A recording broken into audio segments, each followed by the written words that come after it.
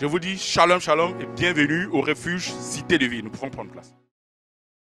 Alors, bien aimé, notre thème d'aujourd'hui, c'est comment faire pour que ta foi soit inébranlable. Comment faire pour que ta foi soit inébranlable.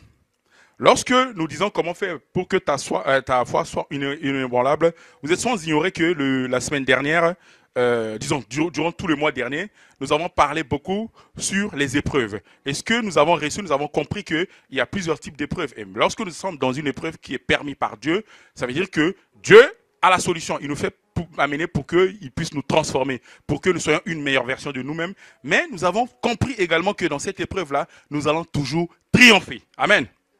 Et ce n'est pas faux, Dieu y veille sur sa parole pour l'accomplir. Mais il nous demande d'être fermes. Et cette fermeté que nous devons avoir durant ces moments d'épreuve, ou bien devant chaque situation, c'est la foi. Tant que tu n'as pas une foi qui est bâtie, une foi qui est solide, ça sera difficile pour toi de triompher. Parce qu'à un moment donné, tu vas, entre guillemets, jeter l'éponge. Amen. Raison pour laquelle ce matin, nous allons voir comment nous devons faire pour avoir cette foi qui soit inébranlable pour que nous puissions triompher en toutes circonstances. Amen. Bien aimé, je vais vous faire un petit témoignage. C'est le témoignage d'une personne que j'ai rencontrée il n'y a pas très longtemps.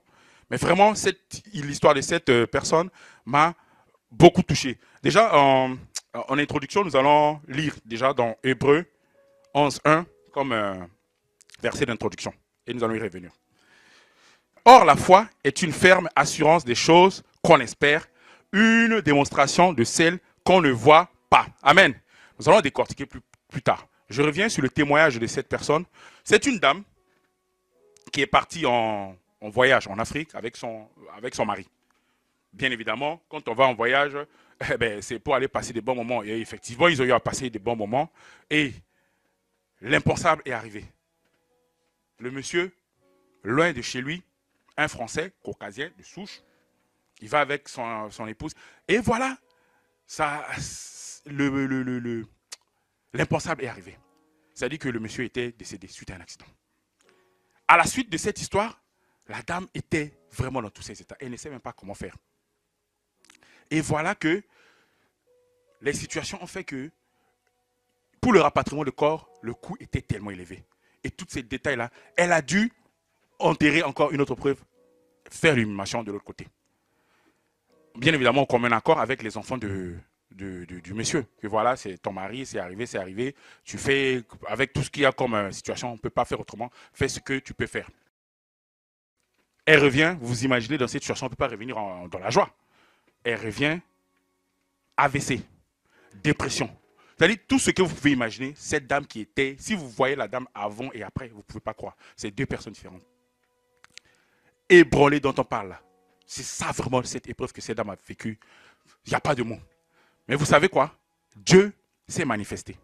Dieu s'est manifesté pourquoi? Parce que cette dame, elle ne pouvait même plus marcher. Et je me souviens, elle m'avait expliqué que j'étais obligé de laisser toujours ma porte ouverte. De peur que quelque chose m'arrive et que je crie pour que les voisins et quelqu'un qui passe dans le couloir écoute. Parce que même pour composer mon téléphone, je suis sûr que je ne vais pas souvenir des numéros. Vous voyez des situations comme ça. Et cette dame, elle a commencé à croire. Elle a commencé à dégringoler. Et en tout cas, toutes les conditions étaient réunies pour qu'elle disparaisse. Jusqu'à ce qu'un jour, son médecin était venu, puisque avec sa situation, le médecin venait faire les bilans à domicile. Elle vient faire les bilans, elle revient. Elle dit, bon, madame, franchement, je vous avoue, il faut commencer à prévenir les familles. Parce que tout ce que j'ai vu comme données, ça ne va pas. Et lorsque ça elle dit, qu'est-ce que vous voulez dire, ça ne va pas? Elle dit, non. Bon, je ne sais pas comment vous dire, mais je pense que vous n'avez plus longtemps à vivre. Est-ce que vous voyez la situation? Si tu étais à la place de cette dame, quelle sera ta réaction? Tu as deux choix. Soit tu commences à pleurer sur ton sort, soit faire confiance à Dieu. Et vous savez ce que cette dame a fait? Elle a fait confiance, elle a décidé de faire confiance à Dieu. Parce qu'automatiquement, elle a trouvé une énergie et elle a dit à la dame, ce n'est pas moi. Et le médecin dit, comment ça, ce n'est pas vous? Vous n'êtes pas madame telle, âgée telle, oui. Mais la personne que vous décrivez que les jours sont comptés là, ce n'est pas moi. Le médecin n'avait pas compris. Mais c'était une déclaration de foi. Beaucoup de personnes dans cette situation allaient commencer Même pleurer, c'est petit. Je ne trouve pas de mots pour qualifier cette situation de la réaction.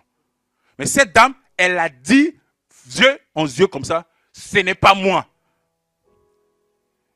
Et je vous assure, ce qu'elle a, c'est ce qu'on appelle la foi. Parce que c'est une chrétienne, elle sait que par les meurtrissures de Christ, elle est guérie. Et je vous assure que cette dame n'a même pas évangélisé le médecin.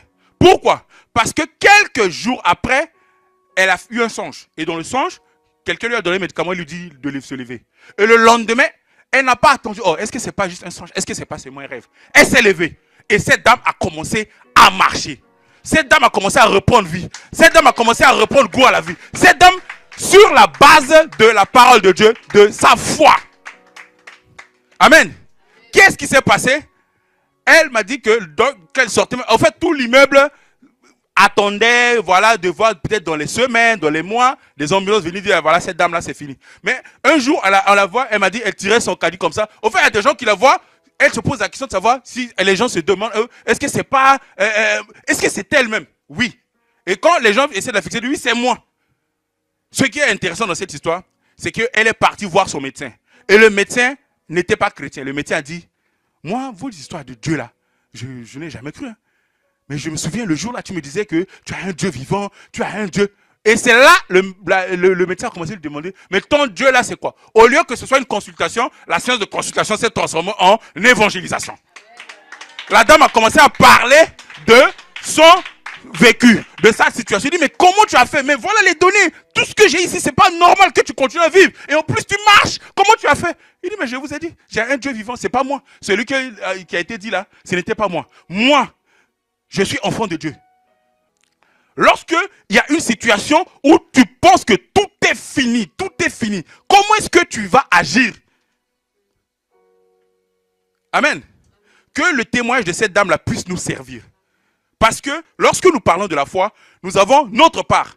Lorsqu'on dit, or la foi est une ferme assurance des choses qu'on espère, une démonstration de celles qu'on ne voit pas. Amen. C'est bien. C'est une ferme assurance des choses qu'on espère. Oui, on espère quelque chose, j'espère telle chose, et une démonstration, une manifestation, un signe ou un témoignage de ce que je ne vois pas.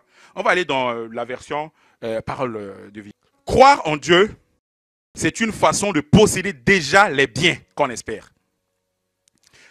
C'est être persuadé que les choses qu'on ne voit pas existent vraiment. Amen. Persuadé, ça veut dire quoi? Ça veut dire que c'est lorsque tu amènes quelqu'un à être convaincu de quelque chose. Et cette chose-là, la Bible te dit, c'est croire, c'est une façon de posséder déjà.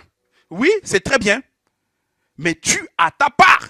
Parce que ces choses-là, il faut savoir tout simplement que là, ce que je suis en train de dire, ceux qui sont du refuge, ils savent ça. C'est notre foi qui est le bras qui va amener à manifestation ce que Dieu a disposé dans les lieux célestes. Tu ne peux pas juste être dans une attente sans pour autant passer à l'action toi. Dieu a besoin que toi aussi tu puisses faire ta part. Amen. Donc lorsque nous voyons, comment on appelle ça, une explication de cette espérance, en fait, une espérance ou espoir, ce sont des choses qui sont bonnes, ce sont de bonnes qualités. Mais cela ne suffit pas. Il faut que toi aussi tu puisses agir. Amen. Donc la foi dont on parle là, ça agit maintenant. Tu peux espérer.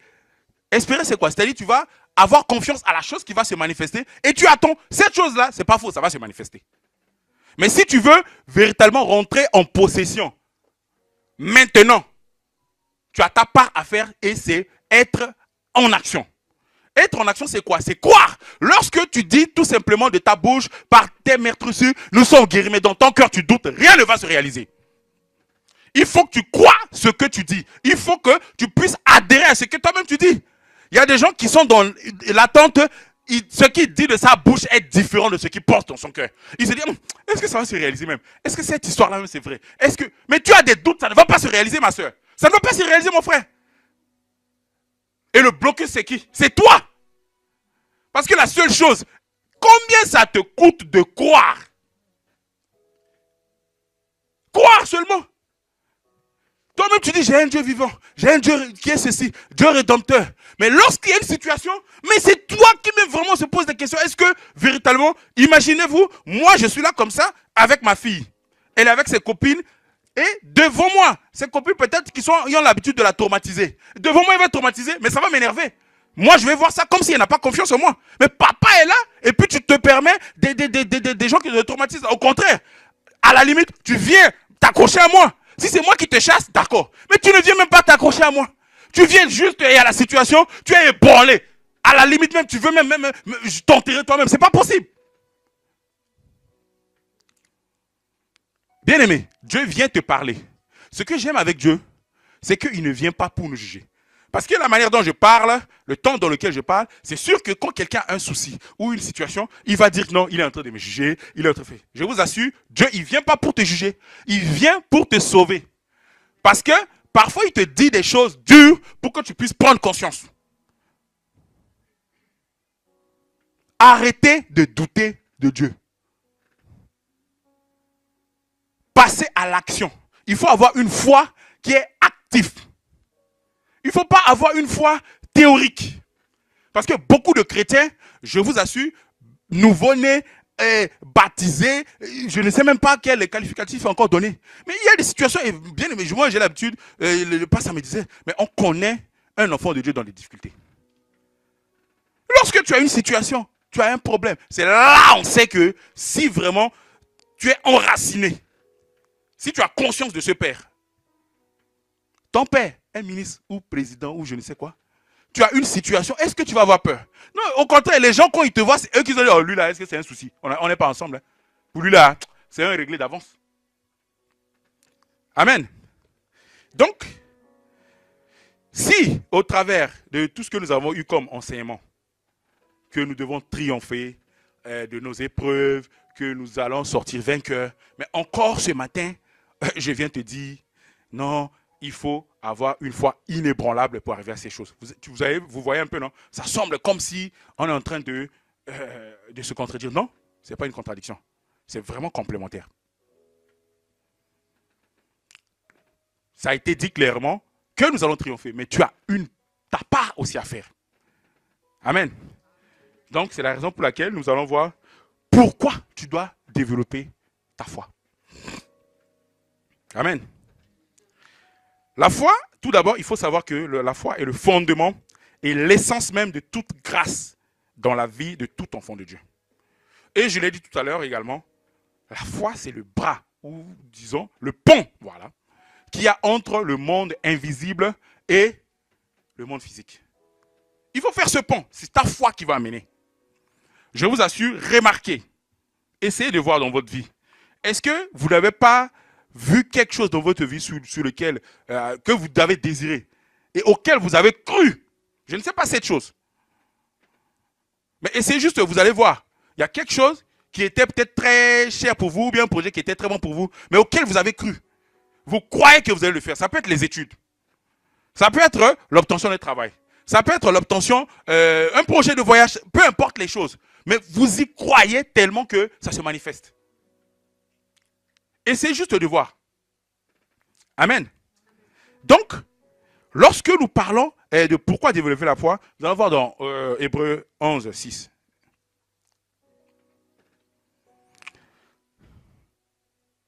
La Bible nous dit tout simplement et clairement, or, sans la foi, il est impossible de lui être agréable. Tu ne peux pas être agréable à Dieu sans la foi. Car il faut que celui qui s'approche de lui croit que Dieu existe et qu'il est le rémunérateur de tous ceux qui le cherchent. Amen. Dans une autre version, parole de vie. Personne ne peut plaire à Dieu s'il ne croit pas. Celui qui s'approche de Dieu doit croire ceci. Dieu existe et il récompense ceux qui le cherchent. Amen.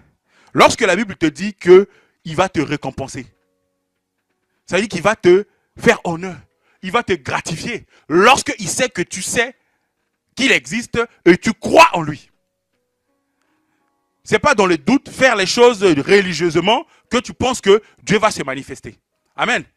Donc là, il est très clair que si nous voulons plaire à Dieu, si nous voulons ravir son cœur, nous voulons le satisfaire, qu'il s'intéresse à nous et l'attirer vers nous, nous devons croire en lui. Nous allons continuer à voir également dans Psaume 115, verset 16.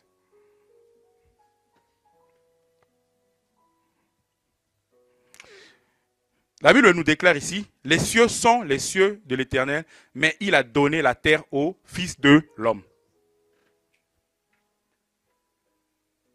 Encore une fois de plus, la foi, c'est l'action. La foi, c'est agir. Parce que sur terre, là, tu peux vouloir quelque chose là-bas. Mais si tu ne te lèves pas, tu ne crois pas. Parce que tu crois, tu vois déjà la chose, mais tu dois agir. La chose ne quittera pas parce que toi, tu sais que c'est à toi. La chose ne va pas quitter là-bas pour venir vers toi. Tu dois passer à l'action. Tu dois agir. Est-ce qu'on se comprend? Donc, avoir la foi au travers de cette parole, je peux dire que avoir la foi, c'est déjà voir et croire de ce que Dieu a déjà disposé et tu agis. Donc, tu dois faire ta part, bien-aimé. Tu dois véritablement faire ta part. Il ne suffit pas de lire, or la foi, c'est la... Non, non, non. Tu as ta part à faire. Amen. Amen. Alors, lorsque nous parlons de la foi, il y a beaucoup de situations. J'ai donné l'exemple tout à l'heure de cette dame-là que j'ai donné. Vous avez compris que même de nos jours, il y a des gens qui ont la foi. À titre personnel, bon, parfois je suis gêné parce que je ne connais que ma vie. Donc quand je donne des témoins, à chaque fois, j'ai l'impression que je parle trop de moi. C'est pour ça. Mais des exemples de témoignages de foi, là, si je vous donne ici, je vais commencer à lister. En tout cas, moi je sais que foi là même, peut-être même c'est ma définition, c'est mon nom même. Parce que la foi que moi-même j'ai, parfois, ceux qui sont autour de moi, je suis désolé, ils ne vont pas comprendre. J'ai une ferme assurance à ce que je vais faire, c'est que tu ne peux pas me comprendre. Une situation où, normalement, ça arrive, les gens sont censés fuir, moi, je vais aller dedans. Parce que je crois en ce Dieu. Je crois en ce Dieu que je sers. Je sais qu'il ne peut pas mentir. Donc, en dehors des personnages de la Bible, il y a également de nos jours vraiment des gens qui ont véritablement la foi, qui basent leur foi en Jésus et qui, en telles circonstances, ils n'ébranlent pas, ils restent véritablement solides, ils se disent non, Jésus, il m'a promis cela, mon Dieu m'a promis cela, il va le réaliser. Nous allons voir également dans la Bible, nous allons voir dans 1 Samuel 16, à partir du verset 1. L'Éternel dit à Samuel, quand cesseras-tu de pleurer sur Saül? Je l'ai rejeté afin qu'il ne règne plus sur Israël. Remplis ta corne d'huile et va, je t'enverrai chez Isaïe, Barthélémite. Car j'ai vu parmi ses fils celui que je désire pour roi. Comment irai-je? Saül l'apprendra et il me tuera. Bon, au fait, il avait peur, voilà, Saül va l'apprendre, on va avancer. Saül va apprendre et après, peut-être, il aura le souci. Et c'est là que Dieu lui dit, non, prends un veau et au cas où on te rencontre, tu dis, voilà, tu viens pour faire sacrifice. On va évoluer. On va évoluer. Allons jusqu'à même 6. Lorsqu'il arrive chez Isaïe, il dit, oui, je viens pour offrir un sacrifice à l'Éternel, sanctifiez-vous et venez avec moi au sacrifice. Il fit aussi sanctifier Isaïe et ses fils et il les invita au sacrifice. Mais non, 6. Lorsqu'ils entrèrent, il se dit, en voyant Eliab, certainement, loin de l'Éternel est ici devant lui.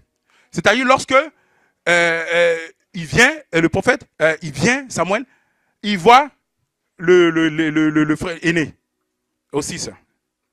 Il voit le frère aîné voilà, qui s'appelle Eliab. Comme il est costaud, un peu peut-être comme moi, là, peut-être plus grand, il le voit, il dit, ah, mais lui là, c'est sûrement lui là que Dieu a choisi. Et Dieu lui a dit, c'est pas lui, on avance. L'Éternel prend point garde et à son apparence. Dieu, il ne tient pas compte seulement de l'apparence. C'est l'erreur que beaucoup font. Dieu, il ne voit pas que l'apparence. Dieu, il voit l'état de notre cœur.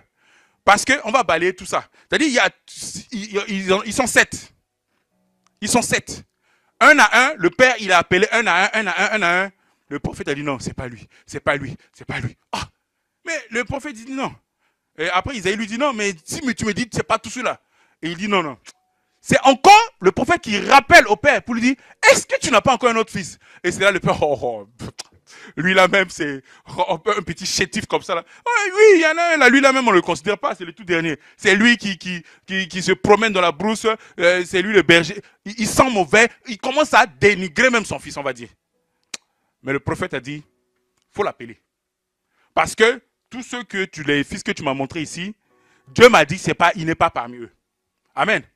Et lorsque nous voyons cette histoire, je voulais soulever cela, c'est pourquoi. C'est pour dire, il faut que tu puisses avoir la foi. Parce que lorsque Dieu a un projet pour toi, lorsque Dieu, il veut t'utiliser, quelle que soit la situation, quelle que soit l'épreuve, quel que soit le dénigrement de tes prochains, de tes amis, lorsqu'il t'a choisi, il t'a choisi. Ce n'est pas l'apparence qui compte. Parce que je voudrais bien soulever cela. Pourquoi? Parce que parfois nous avons notre foi qui est ébranlée parce qu'on ne nous aime pas. Nous avons notre foi parce que tel ne m'apprécie pas. Mais là, comme ça, nous connaissons tous la suite. Hein, parce que après David, il est devenu roi. Là, David aurait pu dire, parce que de la manière, son père biologique parle de lui. Imaginez à peu près les frères. Donc vous voyez un peu, c'est un enfant qui n'était même pas considéré. C'est quelqu'un qui n'était même pas calculé même dans la famille. Mais, c'est le prophète qui dit, allez me le chercher.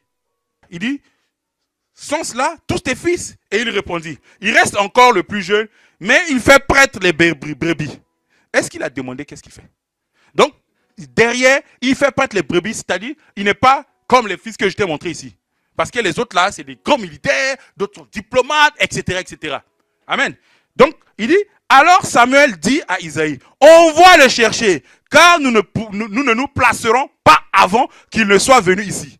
Bien-aimé, à cause de toi, on va utiliser des Français, gros Français comme ça un jour. On va dire, nous ne nous placerons pas parce que telle soeur n'est pas là. On va dire, nous ne nous placerons pas parce que le frère n'est pas là. Parce que ne te sous-estime pas. Lorsque les gens veulent te qualifier de quelque chose, il faut que tu puisses avoir la capacité de te calmer. Parce que lorsque tu es choisi, tu es choisi. Le prophète a utilisé un français, quand même, moi-même, tu vois ça comme ça là, j'ai fait des recherches.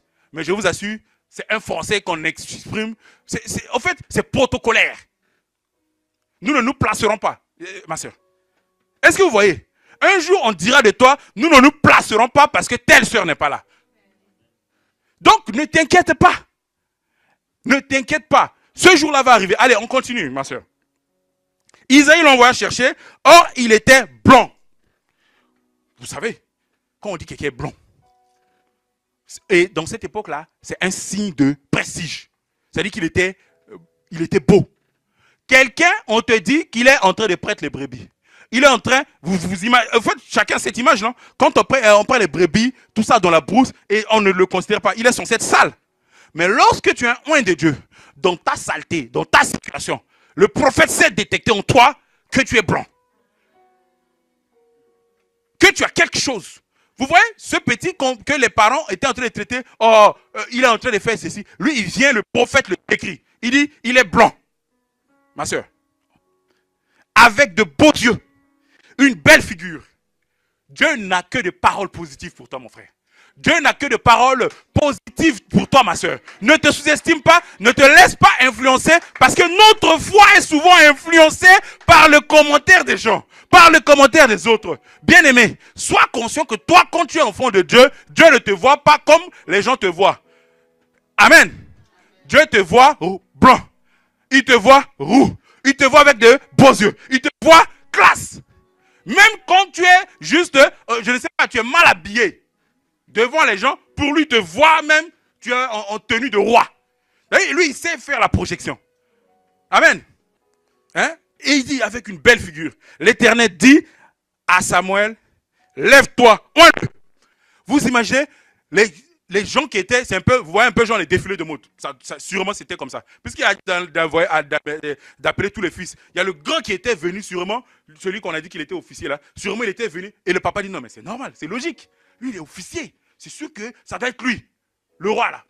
On ne peut pas imaginer parce qu'on te voit hein, un à un, jusqu'à ce que dès que lui il arrive, Dieu lui dit tout simplement au prophète Samuel, c'est un ordre même, il dit oins-le.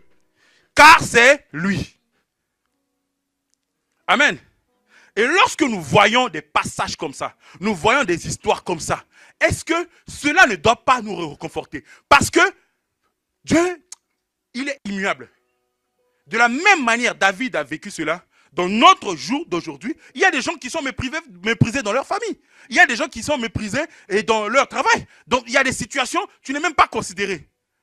Mais lorsque tu vas te présenter, je t'assure que lorsque ton jour va arriver, Dieu va dire tout simplement au prophète, quoi? Oins-le. Un ordre. Samuel prit la corne d'huile, éloigné au milieu de ses frères. Sûrement les autres sont en train de pleurer.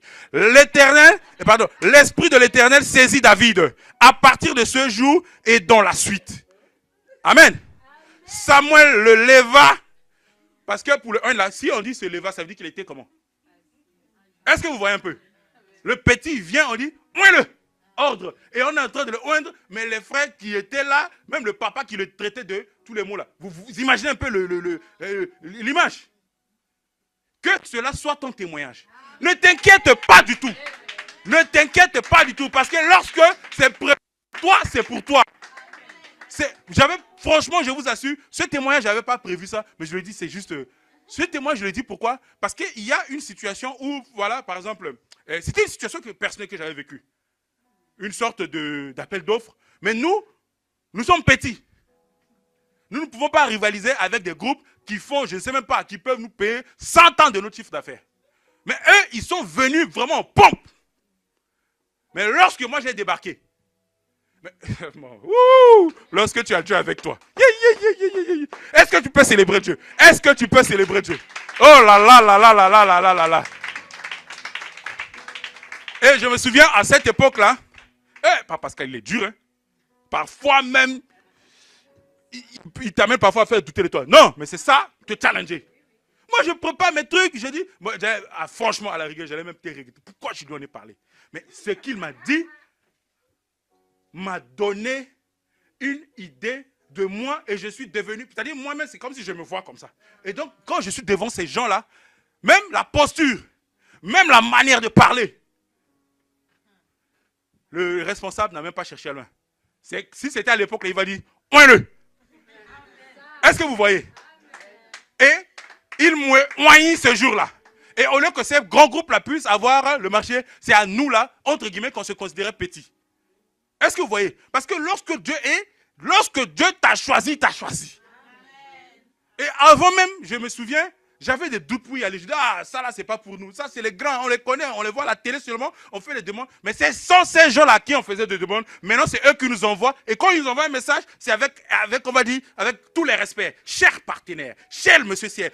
En fait, c'est ces gens-là même, avoir même leur bonjour, c'était difficile. Mais lorsque tu as Dieu avec toi, on te voit comme le petit David qui est en train de prêter les brebis. Mais Dieu il ne te voit pas comme ça. Il te voit comme un roi. Et que cela soit ton témoignage. Amen. Alors nous allons passer dans 1 Samuel 17, à partir du verset 20. Bon, allons d'abord 1 Samuel 17, 8. Ici, je présente le tableau. Ici, il s'agit toujours de David. Il s'agit ici aussi toujours de David. David, comme nous le savons, lui, il continue à prêter ses brebis. Amen. Et un jour, son père, il lui dit, va voir tes frères, parce qu'il a ces 3 frères-là, Eliab et tout ça, ils sont des officiers de Saül, des généraux, des gros guerriers. Et son papa lui dit, prends le fromage, prends les trucs, tu vois un peu, non? On te donne un petit sac là, on te dit, laisse un peu tes brebis là, va prendre les nouvelles de tes frères et tu viens me donner les nouvelles. Et c'est comme ça, il arrive sur le terrain, il trouve une situation, mais vraiment compliquée pour l'armée d'Israël. Nous allons lire, ici, le Philistin s'arrêta. C'est-à-dire, il y a, comment on appelle ça, le peuple d'Israël à gauche et les Philistins à droite.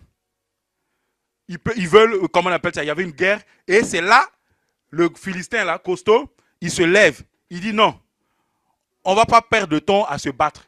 Vous trouvez une personne là-bas entre vous qui vient. Et moi, également, je sors ici. Au lieu de faire couler du sang, si nous, on vous bat, vous serez nos esclaves. Si vous nous battez, nous serons vos esclaves. Amen. J'ai voulu prendre cette partie pour décrire le Philistin. Bon, le Philistin s'arrêta et s'adressant aux troupes d'Israël, rangées en bataille, il leur cria, pourquoi sortez-vous pour vous ranger en bataille? Parce que se ranger en bataille, ils se mettent pour aller combattre. Il dit non, mais pourquoi vous mettez un rang comme ça? C'est pas comme ça va se passer. Prenez une personne là-bas, moi je sors et on se bat. Celui qui gagne, son peuple a gagné.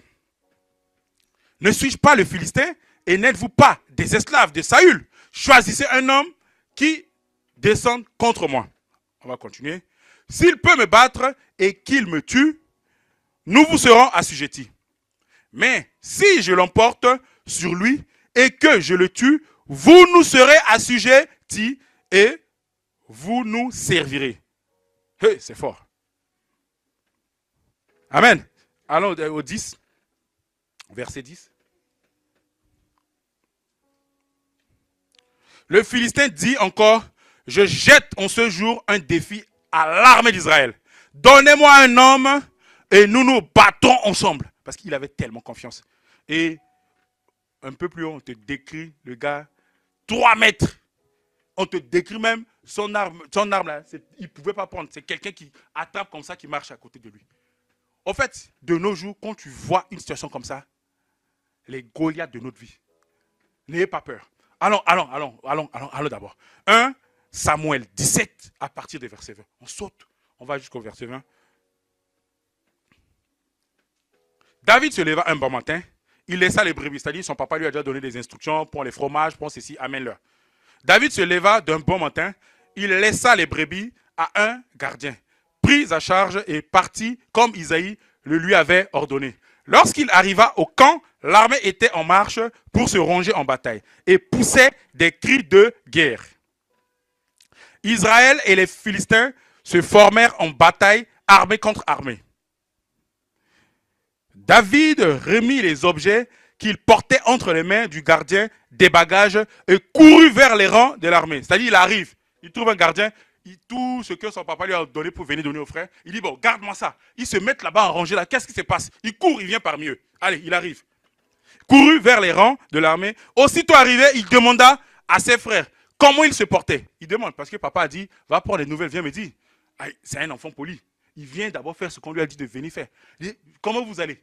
Comme ça, lui va retourner et aller raconter au papa ce qui s'est passé, disons, ses frères. Et la Bible nous dit ici, tandis qu'il parlait avec eux, voici le Philistin de Gath nommé Goliath. C'est-à-dire au moment où le petit David était là, puisque c'est rituel, chaque fois, en fait, il vient, il le menace, il va s'asseoir, il mange, il revient, il le menace, personne ne sort. C'est là, le Goliath, il s'avançait encore, il dit encore les mêmes choses il dit encore les mêmes paroles. Et David a entendu ça. Donc, il a déjà pris les nouvelles de ses frères et il a entendu Goliath. Il dit, mais à la vue de cet homme, tous ceux d'Israël s'enfuirent devant lui et furent saisis d'une grande crainte. C'est-à-dire, dès qu'on le voit là, on te dit quelqu'un saisi de crainte, c'est-à-dire ils sont tétanisés. Dès qu'il sort là, tout le monde fuit. Chacun disait, avez-vous avancé cet homme? C'est pour jeter à Israël un défi qu'il s'est avancé. Si quelqu'un le tue, le roi le comblera de richesses, il lui donnera sa fille et il affranchira la maison de son père en Israël. Amen. Est-ce que nous avons compris? Ça, ce n'est pas tomber dans l'oreille d'un oiseau. C'est tomber dans l'oreille de quelqu'un. C'est pour ça qu'il faut être, il faut savoir capter. Même dans la vie courante, il faut savoir capter spirituellement. Et même, il faut savoir capter également les opportunités aussi d'affaires. Ça, c'est une bonne affaire pour lui. Parce que lui n'a pas peur. On va continuer, ma soeur. David dit aux hommes qui se trouvaient près de lui, que fera-t-on? Parce qu'ils étaient en train de parler entre eux là-bas. Mais il semble qu'il a entendu quelque chose. Et il se rapproche plus, il dit, qu'est-ce qui va se passer si quelqu'un le tue? On lui répète tout. Voilà, on lui donnera tel, on lui fera ça, on lui ôtera les impôts pour ses parents, et tout ça en Israël. Maintenant, David dit aux hommes qui se trouvaient près de lui, que fera-t-on à celui qui tuera ce Philistin, et qui ôtera l'opprobre de dessus cette honte-là de dessus de l'Israël. Qui est donc ce Philistin? Vous voyez un peu, devant la situation, au lieu que, on vous a dit que toute l'armée fuyait. Mais dès lors que David a entendu non seulement ce qu'on a promis à celui qui va le tuer, mais il voit ce Goliath-là, il commence déjà à le qualifier. Il dit, quel est cet incirconcis? C'est-à-dire celui qui n'est pas en alliance avec Israël. Comment est-ce qu'il peut venir oser insulter l'armée de Dieu vivant? En fait, il faut avoir conscience de ton identité. Tu ne peux pas permettre qu'on te malmène, que les petites situations viennent te malmener. Parce que tu es enfant de Dieu. Tu ne peux pas permettre ça. David, lui, il est conscient que ça, c'est l'armée d'Israël. Il ne peut pas permettre que quelqu'un d'autre vienne les honnir à ce point. Eliab, son frère aîné, qu'il avait entendu parler à ses hommes, fut enflammé de colère contre David et il dit, pourquoi es-tu descendu? Et à qui as-tu laissé ce peu de brebis? Peu de brebis. En fait, il veut encore le minimiser ici. Ce peu de brebis dans le désert. Je connais ton orgueil et la malice de ton cœur. C'est pour voir la bataille que tu es descendu. On va continuer. David répondit, qu'ai-je donc fait? N'ai-je pas le droit de parler ainsi? Est-ce que je n'ai pas le droit de m'exprimer? Et il se détourna de lui. Bien aimé, vous avez remarqué quelque chose. Beaucoup ont souvent ce problème. Dès lors que David a entendu, a eu vent de cette histoire, il était motivé. Et qu'est-ce qui s'est passé? Il y a son frère qui est venu pour le décourager. Et c'est ce qui se passe dans la vie de beaucoup. C'est ce qui se passe dans la vie de beaucoup de chrétiens. Ils ont quelque chose en vue, ils ont un projet. Et dès lors que quelqu'un vient leur dire que ah non, c'est pas possible, moi j'avais essayé, ça n'a pas marché, hein. L'autre a fait, ça n'a pas marché, et automatiquement ils adhèrent. David, il ne s'est pas attardé à écouter ce qu'Eliab lui a dit, son grand frère. Pour lui dire voilà, toi tu es orgueilleux, tu es ceci. Est-ce que vous avez vu ici, on lui a dit, il a répondu quelque chose? Il dit, est-ce que j'ai pas le droit de m'exprimer? Et il est passé rapidement à autre chose. Il se détourne de lui pour s'adresser, il se détourne. Ça veut dire, bien aimé, dans la vie, il y a des choses qu'on va venir te dire. Tant que tu as une voix qui est solide, tu as une foi qui est solide, une foi qui est basée sur la base de la parole de Dieu, qui est inébranlable, personne ne pourra venir te détourner de ta vision. Personne ne pourra venir te détourner de ce que tu veux faire et ce que ton Dieu veut faire dans ta vie. Voilà le cas. David, il ne s'est même pas attardé dessus. Il s'adresse maintenant à ceux qui sont intéressants. Parce que son frère ne vient pas lui dire ce que le roi réserve à celui qui va venir tuer Goliath. Il lui parle d'autre chose. Il veut le dissuader. Il veut le minimiser. Et c'est comme ça dans votre vie à chaque fois. Vous acceptez que les gens viennent vous minimiser lorsque vous avez votre projet. Moi j'ai mon projet, je t'en parle. Si tu veux me dire que c'est trop difficile, moi je ne te parle plus de mes projets. Je suis optimiste et ne viens pas me dissuader avec tes inquiétudes, tes angoisses, tes passés, tes difficultés. Non, ça c'est toi. Chacun son histoire. Ça c'est l'histoire, c'est David qui est en train d'écrire son histoire. Il ne se laisse pas berner par Eliab qui vient lui dire, toi ceci, toi orgueilleux, toi ceci. Amen. On va continuer.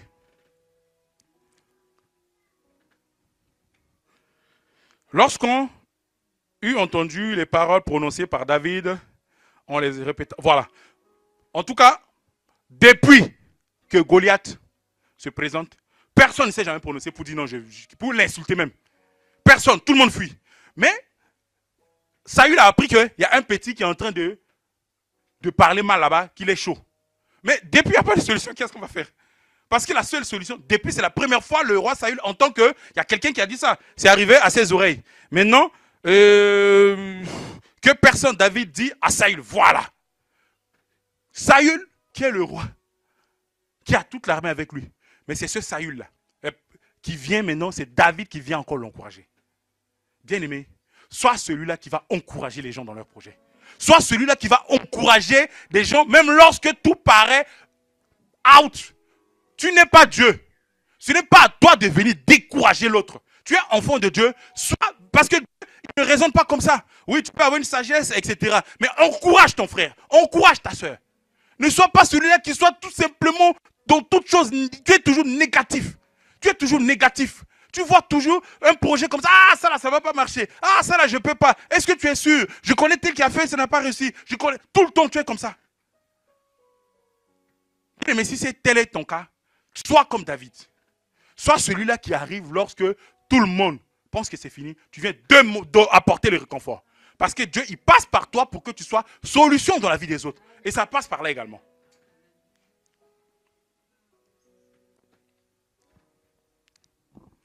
David dit à Saül que personne ne se décourage à cause de ce Philistin. Ton serviteur ira se battre avec lui. On continue. Saül dit, tu ne peux pas aller te battre avec ce Philistin, car tu es un enfant et il est homme de guerre dès sa jeunesse. Bon, tu dis ça. Tu étais là. Vous étiez là. Qui a réagi?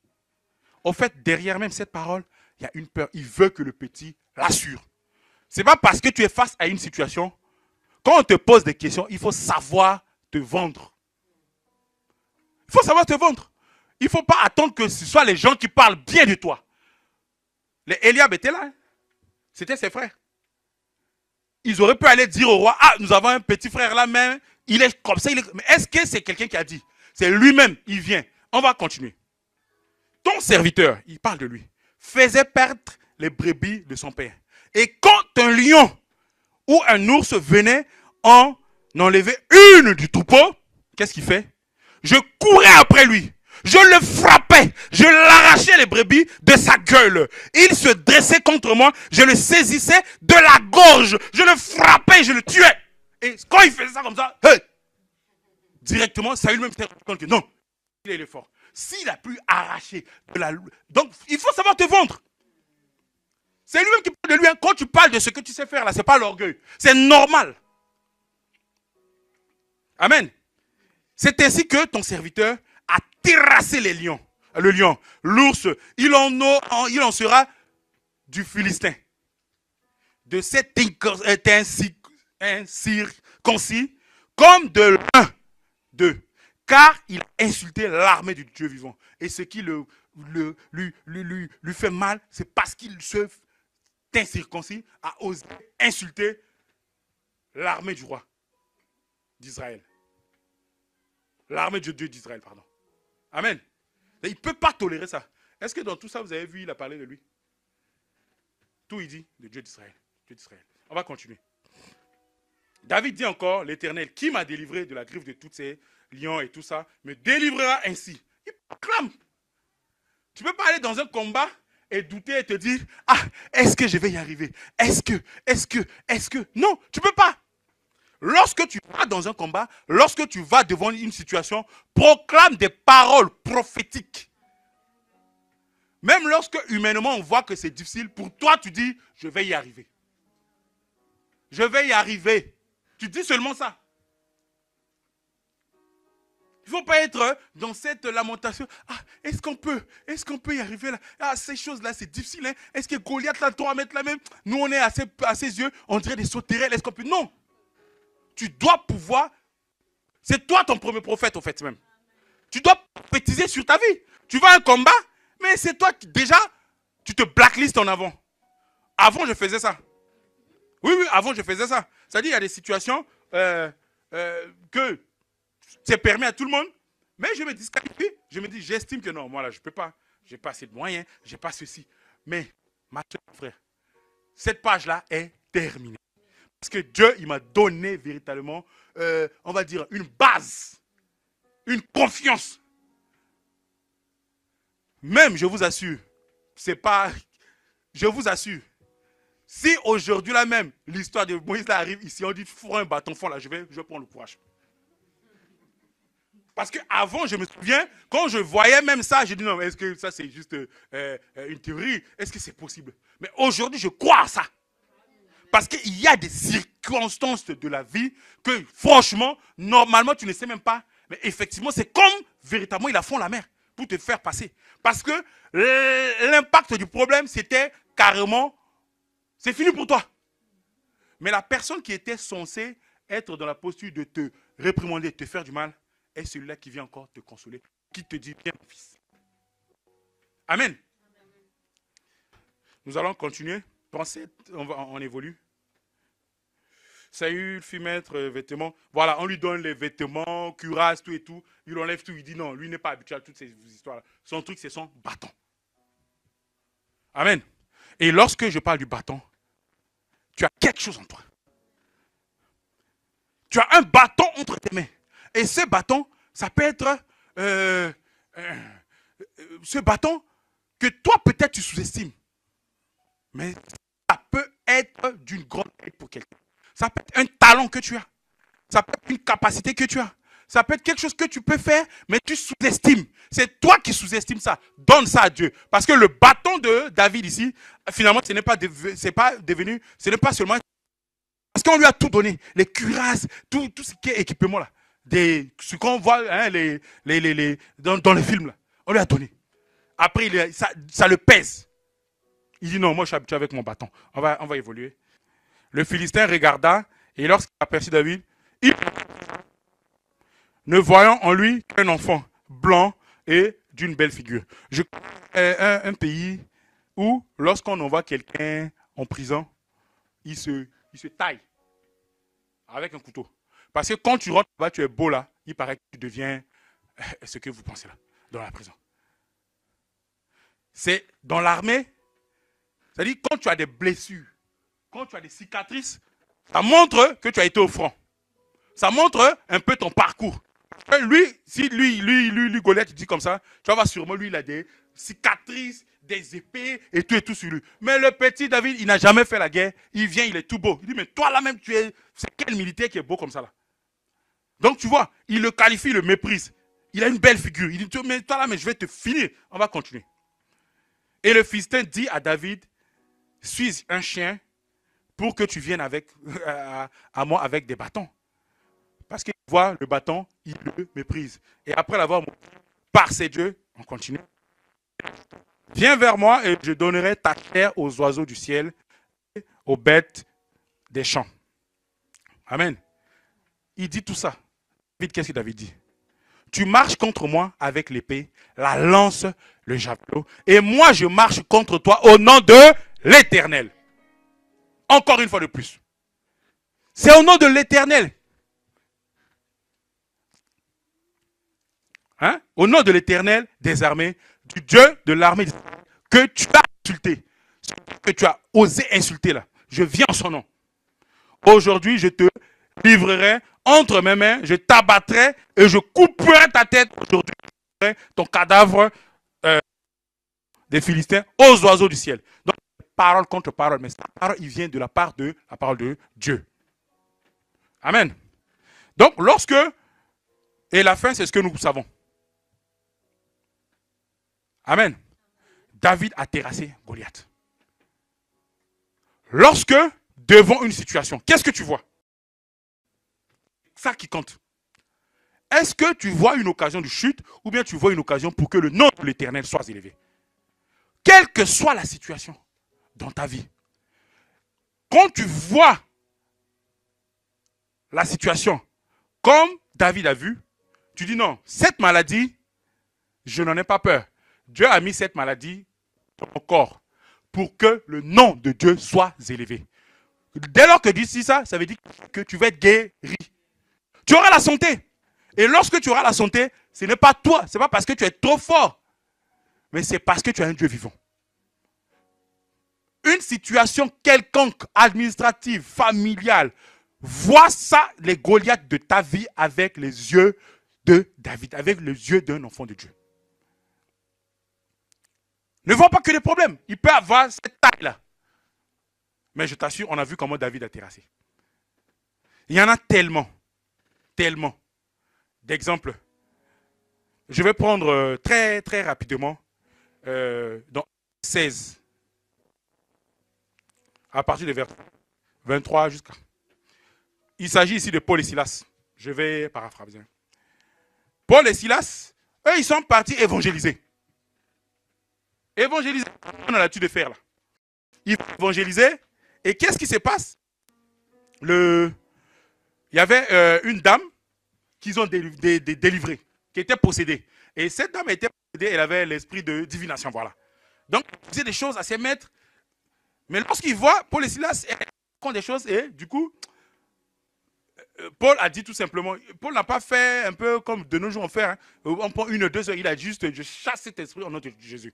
Et la femme fut délivrée. Et lorsque la femme, elle est délivrée, mais le maître n'était pas, c'était son business. Puisque les gens venaient, elle utilisait cette dame-là pour voir un peu comme les voyants. Donc la femme, elle avait l'esprit de divination, les gens venaient, mais ce n'est pas un esprit de Dieu, hein. Ça, il faut le savoir. Donc, la dame, lorsque les gens viennent chez eux, racontent leur vie, racontent leurs choses et tout, et ça leur fait sûrement des sous. Parce que je ne comprends pas pourquoi et on va se fâcher et aller le mettre en prison. On les met en prison et qu'est-ce qui se passe? Est-ce que, si vous voyez bien, je vais paraphraser parce qu'on n'a plus de temps, excusez-moi. Donc, dans cette, vous aurez le temps de lire. Hein. Donc, dans cette situation, Paul et Silas, qu'est-ce qu'ils ont fait? Ils ont commencé à louer. Ils ont commencé à prier. Et au plein milieu de la nuit, qu'est-ce qui se passe? Tremblement de terre. Et lorsqu'il y a eu tremblement de terre dans cette prison, même le gardien a comme toutes les portes, toutes les chaînes. Et la Bible nous dit que Paul et Silas avaient été dans la prison. C'est-à-dire dans la prison, il y a encore une prison dedans où elle les a mis. Et on les a attachés les mains et les pieds. Et lorsque le gardien arrive, qu'est-ce qu'il trouve? Il trouve tout est cassé. Sur la base de quoi? De prière et de louange. Bien aimé, devant les situations, lorsque tu as des difficultés, quelle est ta réaction? Est-ce que tu prends le temps de prier et de louer Dieu ou bien tu prends le temps de pleurer? Si c'est pleurer là, tu vas pleurer, tu n'auras pas de solution. La réaction, c'est de prier et de louer. Amen. Une forme de foi. On va voir également. 3, 16.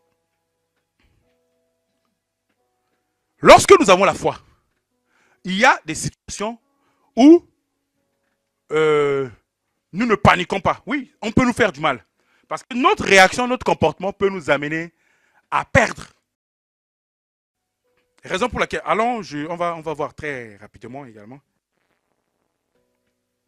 Alors, 2 femmes prostituées, c'est l'histoire de 2 femmes qui vivent ensemble, 2 femmes prostituées, qui ont eu tous les 2 des enfants. Il y a une qui s'est couchée sur son enfant et l'enfant était mort. Quand elle se réveille, elle voit sa voisine prostituée aussi qui a son enfant, mais l'enfant était vivant. Qu'est-ce qu'elle a fait? Elle a échangé les bébés. Elle a échangé les bébés. Et l'autre, elle dort. Et elle se réveille. Elle trouve à côté son bébé mort. Bien aimé. Lorsque tu as la foi, moi je vous dis tout ça parce qu'il est important pour vous, pour nous, de développer notre foi. Parce que vous voyez, c'est la foi de cette dame qui l'a sauvée. Elle aurait pu être dans la panique en train de pleurer. Mais son bébé est mort. Elle a trouvé le bébé à côté d'elle. Parce que quand on est agité, on ne réfléchit pas. Quand on est agité, on ne peut pas réfléchir. Quand tu es dans la panique, tu ne peux pas réfléchir. Quand vous êtes devant chaque situation, prenez le temps de discernement. Prenez le temps de parler à votre Dieu. Restez calme. Dieu va vous faire des révélations. Qu'est-ce qui s'est passé? Cette femme, elle est restée, vous pouvez lire, hein, je l'ai dit, dans 1 Roi 3, 16 jusqu'à 28. Donc, ce qui se passe, c'est que cette dame, elle regarde et dit non, ce n'est pas mon bébé. Parce qu'en réalité, les femmes qui ont allaité, franchement, est-ce que vous pouvez vous tromper pour ça? Mais lorsque vous êtes dans la panique, vous pouvez vous tromper. Cette dame, elle a regardé, non, ce n'est pas mon bébé. Elle a échangé le bébé. Est-ce qu'on a prophétisé? C'est la foi qu'elle a, qui a fait qu'elle était restée sereine. Elle a dit, ce n'est pas mon bébé. Les 2 ont été envoyés à Salomon et le roi Salomon a tranché. L'une dit c'est son bébé, l'autre dit c'est son bébé. Qu'est-ce qui s'est passé? Le roi Salomon a dit, bon, on va découper le bébé en 2, on donne une part ici et l'autre part là. Celle qui n'était pas la vraie mère de l'enfant, elle dit, ok d'accord, de toute façon, on n'a qu'à couper en 2, tu prends ta part, tu prends ta part. Le roi Salomon a dit non. Une mère ne peut pas agir comme ça. Ça veut dire que ce n'est pas ton bébé, c'est le bébé de l'autre. Bien aimé, je voudrais te dire, ton attitude va faire en sorte que tu perdras comment on appelle ça? Ton enfant. Ton enfant, il s'agit de ton projet. Il ne faut pas juste voir bébé physique. La destinée que Dieu a réservée pour toi. Si tu es trop agité devant chaque situation, c'est toi qui es en colère. Mais quand tu es en colère, tu ne réfléchis pas, bien aimé. Ça, c'est scientifiquement prouvé. Tu ne réfléchis pas dans la panique. C'est pas possible. Quand il y a une situation bien aimée, calme-toi. Regarde. Fais comme cette dame. Parce qu'il y a beaucoup d'entre nous ici dont la vie probablement est changée. Parce qu'on n'a pas prêté attention. Peut-être quelqu'un est en train de rouler avec ta Range Rover que tu rêves là. Quelque part. Quelqu'un est en train de vivre ta vie quelque part. Parce que tu n'as pas veillé. Parce que si tu vois bien dans cette parole-là, il a bien dit qu'au plein milieu de la nuit, oui, et j'ai pris conscience de ça aussi, hein, parce que nous dormons trop. Comment est-ce possible que toi, tu es à côté de ton bébé, quelqu'un va venir prendre. Parce que moi, je vois, hein, les mamans, chaque minute même, elles se réveillent pour vérifier. C'est devenu un réflexe. Elle vérifie, elle vérifie. Mais comment est-ce qu'elle là, elle a dormi jusqu'à on est venu prendre son bébé. Elle-même, et l'autre aussi qui a dormi sur son bébé. Le bébé n'a pas pleuré. Qu'est-ce qui s'est passé? Donc, moi, je dis que l'autre dame là, c'est le diable en personne. Je ne peux pas dire qu'elle a dormi. Moi, en tout cas, après avoir médité, je peux même me permettre de dire en réalité, elle a tué. Parce que je ne comprends pas. Parce que si tu es, elle va pleurer. Elle va gémir. L'enfant va pleurer. Mais comment est-ce qu'elle n'a pas... Donc, bien aimé, quand tu as la foi devant quelle que soit la situation, tu ne seras pas ébranlé. Tu vas rester calme. Et parce que ce projet est à toi, cette vision est à toi, c'est parce que cet enfant est à toi, même lorsqu'il tombe, cet enfant t'est volé, la sagesse et la vie va faire en sorte que l'autre va se tromper. Ce n'est pas à toi de commencer une guerre parce que imaginez-vous, si la femme là était en bagarre, est-ce que vous savez, si elle était par exemple en panique, bagarre, éclatée entre eux là-bas, est-ce qu'ils auront le temps de parler et venir jusqu'à chez le roi Salomon? C'est pas possible. Ça va être parole contre parole. Et le matin, on a trouvé le bébé mort au lit. Quelle occasion tu vas donner aux gens pour que les gens puissent s'asseoir et faire le point et trouver des failles pour dire que voilà ta vie. Que cela soit également ton témoignage. Que tu puisses avoir une foi qui puisse t'amener à être dans la maîtrise de soi dans chaque situation. Et Dieu qui est vivant, il va te restituer ton enfant. Il va te restituer tes projets. Il va te restituer ton mariage. Il va te restituer. Oui, je te le dis. Peut-être que le diable, il t'a blagué, tu as des comportements ou bien des choses qui ne vont pas et que jusqu'à aujourd'hui, peut-être que le prince charmant n'est pas arrivé, si vous permettez l'expression. Mais je t'assure, si tu te bases sur la parole de Dieu, tout simplement confiance à ton Dieu, il va te restaurer tout. Il va te restituer tout. Amen. Donc, bien-aimé, tu dois être un acteur. Tu dois véritablement être un acteur dans ta foi. Si tu veux développer ta foi, c'est être exposé à la parole de Dieu. C'est la méditation, c'est la prière. Parce que la foi vient de ce qu'on entend. Qu'est-ce que tu entends? Et ce que tu dois entendre, c'est la parole de Dieu. Amen.